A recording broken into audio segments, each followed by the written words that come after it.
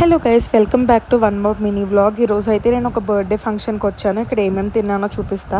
First అయితే వెళ్ళగానే మాజా ఇచ్చారు, అది తాగేసా. తర్వాత డిన్నర్ టైం అనమాట. Prawns biryani, mutton curry, white rice, chicken curry, ఒక ఎగ్, వడ, స్వీట్ అండ్ బోటి గోంగూర. సో అన్నీ టేస్ట్ చేస్తున్నా. ఫస్ట్ అయితే ఎగ్ తిన్నాను, చాలా బాగుంది. పైన జీడిపప్పు కూడా పెట్టారు. తర్వాత వడ తిన్నా, నార్మల్ది యావరేజ్గా ఉంది, కానీ మటన్లో నంచుకుని తింటే చాలా బాగా అనిపించింది వడ అయితే. దాని తర్వాత ఉత్తిగా ప్రాన్స్ బిర్యానీ తిన్నాను, బాగానే అనిపించింది.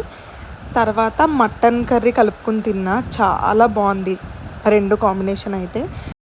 తర్వాత అయితే వైట్ రైస్లోకి బోటి గోంగూర తింటున్నాను అనమాట.